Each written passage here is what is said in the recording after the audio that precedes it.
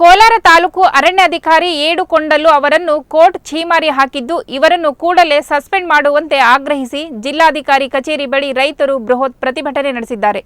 ಇನ್ನು ಈ ಸಂದರ್ಭದಲ್ಲಿ ಮಾತನಾಡಿದ ಹಿರಿಯ ಸಾಹಿತಿ ಹರಿಹರ ಪ್ರಿಯಾ, ಈ ಅರಣ್ಯ ಅಧಿಕಾರಿ ವಿರುದ್ಧ ಸರ್ಕಾರ ಕ್ರಮ ಕೈಗೊಂಡು ಆತನನ್ನು ಸಸ್ಪೆಂಡ್ ಮಾಡದಿದ್ದರೆ ತಾನು ಪಡೆದಿರುವ ರಾಜ್ಯ ಪ್ರಶಸ್ತಿಯನ್ನು ಸರ್ಕಾರಕ್ಕೆ ಹಿಂತಿರುಗಿಸಿ ಸರ್ಕಾರದ ವಿರುದ್ಧ ಧರಣಿ ನಡೆಸುವುದಾಗಿಯೂ ಎಚ್ಚರಿಕೆ ನೀಡಿದ್ದಾರೆ.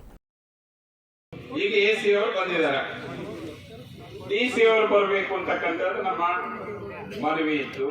ಈಗಲೂ ಮನವಿ ಮಾಡ್ತಾ ಇದ್ದೀವಿ, ಬರ್ಲಿ.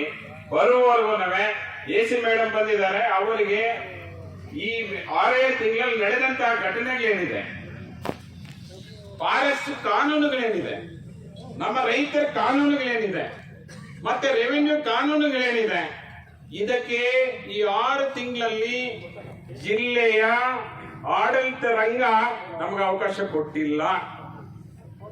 ಈಗ ಅವಕಾಶ ಸಿಕ್ಕಿದೆ. ಮೇಡಮ್ ಮುಖಾಂತರ ನಾವು ವಿವರಿಸೋಣ. ಡಿಸಿ ಅವರು ಬರಬೇಕು ಅಂತ ಹೇಳೋಣ. ಎಲ್ಲಿ ಸ್ವಲ್ಪ ಕೂತ್ಕೊಂಡ್ಬಿಡಿ, ಮೇಡಮ್ ಅವರು ಕೂತ್ಕೊಳ್ಳಿ.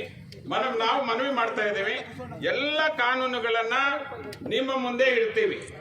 ನಾವು ತಪ್ಪು ಮಾಡಿದೀವ, ಇಲ್ಲ DFO ತಪ್ಪು ಮಾಡಿದಾರ, ಇಲ್ಲ DFO ಸಪೋರ್ಟ್ ಮಾಡಿದಂತ ಪೊಲೀಸ್ ಇಲಾಖೆನ, ಇಲ್ಲ ರೆವಿನ್ಯೂ ಇಲಾಖೆನ, ಯಾರು ತಪ್ಪು ಮಾಡಿದ್ದಾರೆ ಅಂತಕ್ಕಂಥದ್ದನ್ನ ತಮಗೆ ಮನವರಿಕೆ ಮಾಡ್ತೀವಿ. ಸರ್ಕಾರಕ್ಕೆ ಹೋಗ್ಲಿ, ಡಿಸಿಗೆ ಹೋಗ್ಲಿ, ಎಲ್ಲರಿಗೂ ಹೋಗ್ಲಿ.